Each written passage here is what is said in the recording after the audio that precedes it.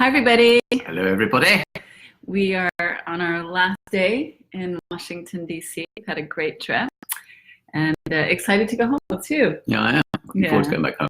And first of all, I want to say thank you to everybody that sent me so many birthday wishes. Thank you so much. So wonderful to feel the love, and thank you.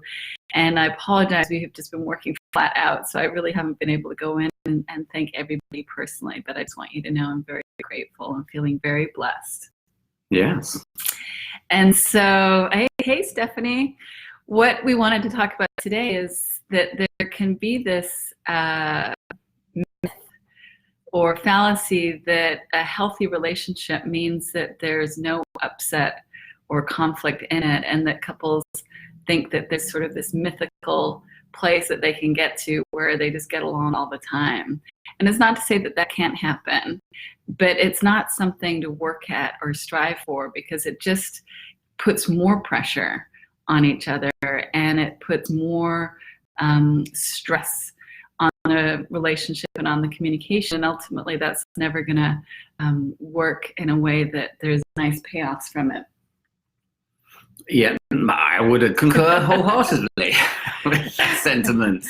And so even this week, while we were here in DC, there was one, Angus and I are doing a corporate training this week together.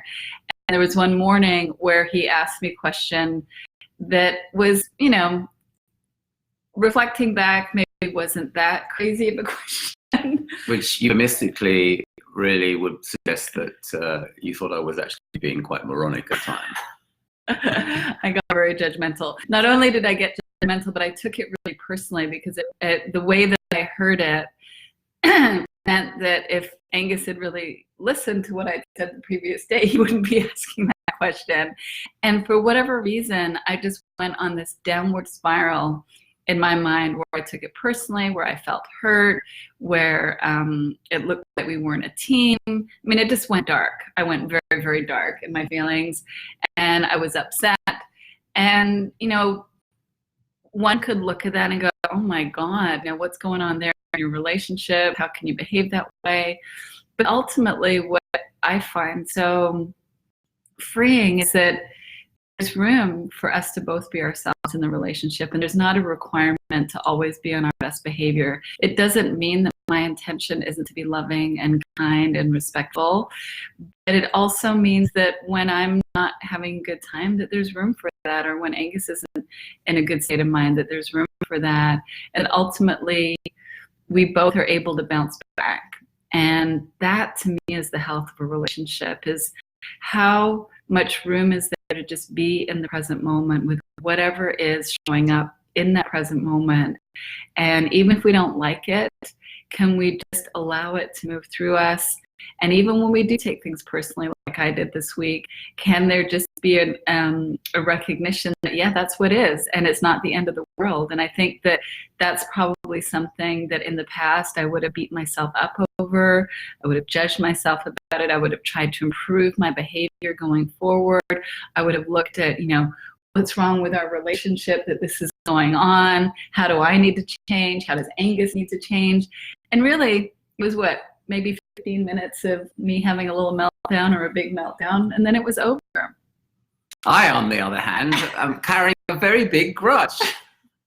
Say more. No, not at all. I think that for me, part of it was that I felt like we had to be on the same page within the space of about 15 minutes because of the client's impending arrival.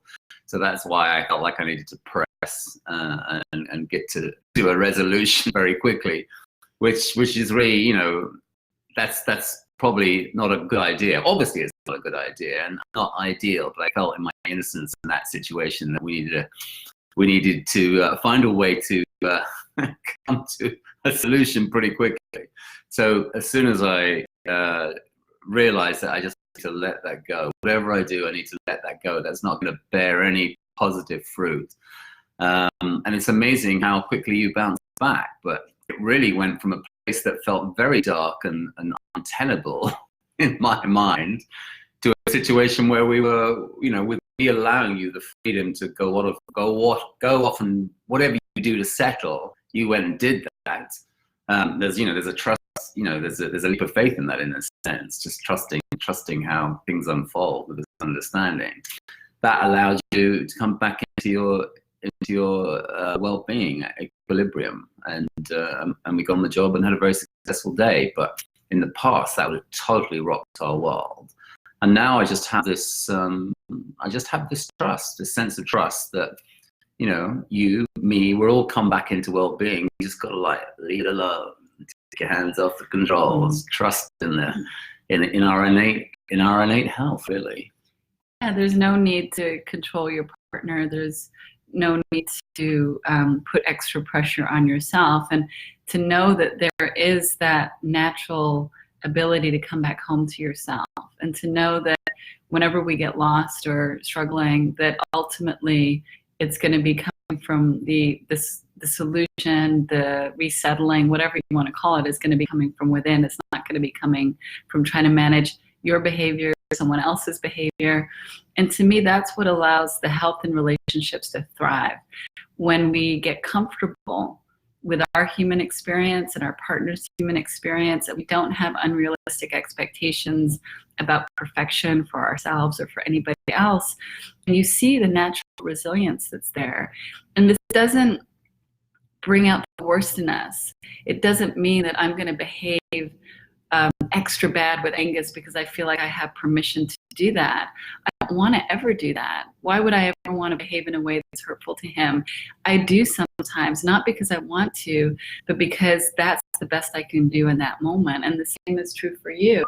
But letting ourselves be ourselves, not trying to improve ourselves, not trying to be better, not trying to, do damage control ahead of time, all that does is it puts more constriction, more control, and ultimately that leads to more suffering ultimately. Wendy's asking if we're answering any questions. Sure, if you have a question, you can type it in there. And my Uncle Eric's on, sending love to you both. It's great to see or get the comment. So we're going to be wrapping up, Wendy. So if you're going to type in a question, you better do it soon, because we've got to go off to our final meeting for this trip. I'm not seeing any questions. Let me have a quick look here. Well, love to everybody that's on here. Okay, maybe Wendy's jumped off. All right, so take care, everybody. Sending you lots of love. Have a wonderful weekend and take care. Have a great weekend. Take care. Bye.